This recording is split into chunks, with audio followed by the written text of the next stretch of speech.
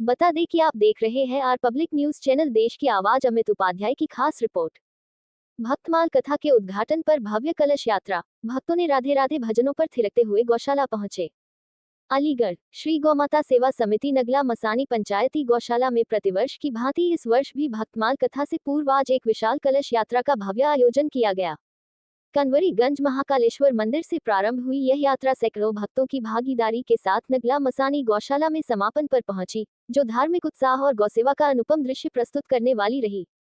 यात्रा का शुभारंभ आचार्य कौशल जी द्वारा कलश पूजन के साथ हुआ। सभी यजमानों ने अपने सिर पर भागवत रखकर चलते हुए पवित्रता का संदेश दिया। सैकड़ों महिलाएं पीले वस्त्र धारण कर कलश सिर पर धारण किए आगे बढ़ी, जिसका स्वरूप वृंदावन की गोवर्धन परिक्रमा या वृंदावन परिक्रमा जैसा प्रतीत हो रहा था। राधे राधे संकीर्तन मंडल के भजनों पर भक्त बहनें पूरी यात्रा में नृत्य करती हुई चली, जिससे माहौल भक्तिरस से परिपूर्ण हो गया। ढोल नगाड़ों की थाप, डीजे संगीत और राधे राधे के जयकारों से इलाका गूंज उठा। कलश यात्रा का उद्घाटन मुक्ता संजीव राजा विधायक के हाथों किया गया, जो यात्रा के प्रारंभिक बिंदु पर पहुंचे। यात्रा का मार्ग कन्वरीगंज बाजार, कटरा मोहल्ला, महावीरगंज, खुड़ियाबाग, लकड़ी की टाल, देहली गेट होते हुए गौशाला तक रहा। रास्ते भर स्थानीय निवासियों ने फूल बरसाकर स्वागत किया, जबकि यात्रा में कलशों पर फूल मालाएं, चंदन तिलक और भगवा ध्वज लहरा रहे थे। समिति अध्यक्ष कृष्णा गुप्ता ने बताया कि यह यात्रा 4 दिसंबर से प्रारंभ हो रही भक्तमाल कथा का प्रथम चरण है, जो 10 दिसंबर तक चलेगी। अंतर्राष्ट्रीय कथावाचक पूज्य कृष्ण प्रिया दीदी कथा का रसपान करेगी, जबकि 11 दिसंबर को विशाल हवन यज्ञ और प्रसाद वितरण होगा। संयोजक लक्ष्मी नारायण ने कहा, गौशाला में 600 से अधिक गोवंश हैं, जिनका संचालन जन सहयोग पर आधारित है। यह आयोजन गौ माता की सेवा के लिए समर्पित है और कथा से प्राप्त दान राशि गौसेवा में लगेगी।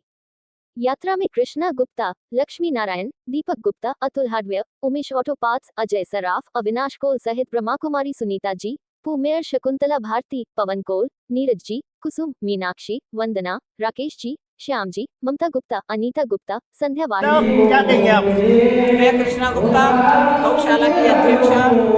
विगत वर्षों की भांति आज भी हमारे यहाँ बहुत विशाल कलश यात्रा का आयोजन किया गया है, जो कल से हमारा 4 तारीख से भक्तमाल कथा का आयोजन है, जिसका रसपान हमारी अंतर्राष्ट्रीय कथावाचिका श्री कृष्ण प्रिया जी के बाद बुखार बिंदु से यहाँ पर किया जाएगा। गौशाला में पहला कार्यक्रम है भक्तमाल कथा का।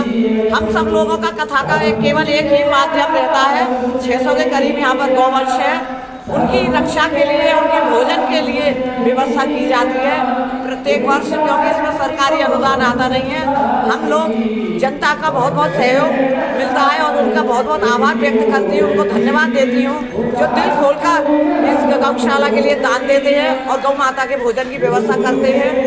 और इसके अलावा आज सैकड़ों की संख्या में, कब 300-400 बहनें होंगी उसकी संख्या में कलश यात्रा गांधीवाड़ा से लेकर कटरा, खुड़ियाबाग, देहली गेट से होते हुए गौशाला पर आकर समापन हुई। कलश यात्रा में भक्तों में किस तरीके का उत्साह देखने को मिला? अरे ऐसा लग रहा था जैसे मथुरा, वृंदावन, गोकुल नगरी यहाँ पर हो। धन्यवाद देना चाहती हूँ राधे राधे ग्रुप का, जिन्होंने भजनों के माध्यम से सभी बहनें पूरी कलश यात्रा में नाचती झूमती हुई आई। तो ऐसा लग रहा था पीठ बस में जैसे कन्हैया जी बिल्कुल राधा रानी यहाँ पर आ गए हो, बस गए हो, उसी तरह का वातावरण हमारा मथुरा। किस तरह की अपील करेंगे शहरवासियों से आप?